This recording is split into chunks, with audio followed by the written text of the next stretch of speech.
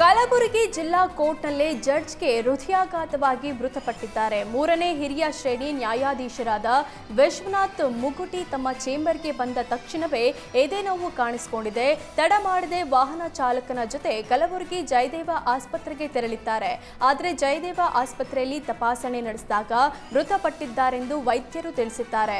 ಕಳೆದ 15 ದಿನಗಳ ಹಿಂದಷ್ಟೇ ಕಲಬುರಗಿ ಕೋರ್ಟ್ಗೆ ನ್ಯಾಯಮೂರ್ತಿಯಾಗಿ ವಿಶ್ವನಾಥ್ ಮುಗುಟಿ ವರ್ಗಾವಣೆಯಾಗಿದ್ರು. ನಗುತ್ತಾ ಕೋರ್ಟ್ಗೆ ಬಂದ ಜಡ್ಜ್ ಕೆಲವೇ ನಿಮಿಷಗಳಲ್ಲಿ ಮೃತಪಟ್ಟಿದ್ದು ಇಡೀ ಕೋರ್ಟ್ ಕಂಬನಿ ಮಿಡಿದಿದೆ.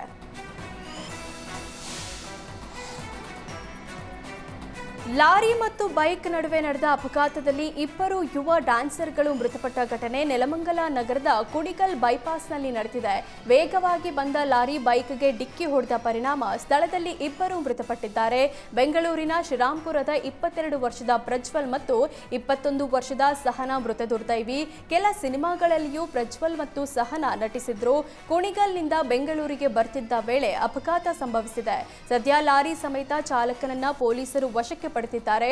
ನೆಲಮಂಗಲ ಸಂಚಾರಿ ಪೊಲೀಸ್ ಠಾಣೆಯಲ್ಲಿ ಪ್ರಕರಣ ದಾಖಲಾಗಿದೆ. ಮಹಾರಾಷ್ಟ್ರದ ಪುಣೆಯ ಇಂದ್ರಾಣಿ ನದಿಯ ಮೇಲ್ಸೇತುವೆ ಕುಸಿತದಲ್ಲಿ ಕರ್ನಾಟಕ ಮೂಲದ ವ್ಯಕ್ತಿ ಮೃತಪಟ್ಟಿದ್ದಾನೆ. ಬೆಳಗಾವಿ ಜಿಲ್ಲೆಯ ರಾಯಭಾಗ ತಾಲೂಕಿನ ನಸಲಾಪುರ ಗ್ರಾಮದ ಯುವಕ ವೀಕೆಂಡ್ ಮಸ್ತಿಗಾಗಿ ಇಂದ್ರಾಣಿ ನದಿ ದಡಕ್ಕೆ ತೆರಳಿದ್ದ. ಆದರೆ ಮೇಲ್ಸೇತುವೆ ಕುಸಿದು 22 ವರ್ಷದ ಚೇತನ್ ಚಾವರೆ ಮೃತಪಟ್ಟಿದ್ದಾನೆ. ದುರ್ಘಟನೆಯಲ್ಲಿ 25ಕ್ಕೂ ಅಧಿಕ ಜನರು ಕೊಚ್ಚಿ ಹೋಗಿದ್ದು ಈಗಾಗಲೇ 6 ಜನರ ಶವ ಪತ್ತೆ ಹಚ್ಚಿ ಕುಟುಂಬಸ್ಥರಿಗೆ ಹಸ್ತಾಂತರ ಮಾಡಲಾಗಿದೆ.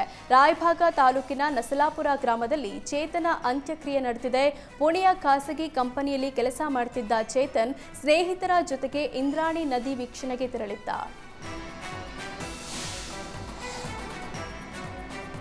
ಬೆಂಗಳೂರು ಕಾಲ್ತುಳಿತ ಪ್ರಕರಣದಲ್ಲಿ ಸಿಎಂ ಡಿಸಿಎಂ ಇಬ್ಬರು ರಾಜೀನಾಮೆ ಕೊಡಬೇಕು ಎಂದು ಆಗ್ರಹಿಸಿ ಧಾರವಾಡದಲ್ಲಿ ಬಿಜೆಪಿ ಕಾರ್ಯಕರ್ತರು ಪ್ರತಿಭಟನೆ ನಡೆಸಿದರು. ಕಡಪ ಮೈದಾನದಿಂದ ಜೂಬ್ಲಿ ಸರ್ಕಲ್ವರೆಗೆ ಪ್ರತಿಭಟನೆ ಮೆರವಣಿಗೆ ನಡೆಸಿ ಆಕ್ರೋಶ ಹೊರಹಾಕಿದ್ರು. ಪ್ರಚಾರಕ್ಕೆ ಕಾಂಗ್ರೆಸ್ ಪಕ್ಷ ಅಮಾಯಕರ 11 ಜನರ ಬಲಿ ಪಡ್ಕೊಂಡಿದೆ. ಈ ಸಾವುಗಳ ಹೊಣೆ ಹೊತ್ತು ಸಿಎಂ ಡಿಸಿಎಂ ರಾಜೀನಾಮೆ ಕೊಡಬೇಕು ಅಂತ ಆಗ್ರಹಿಸಿದ್ರು.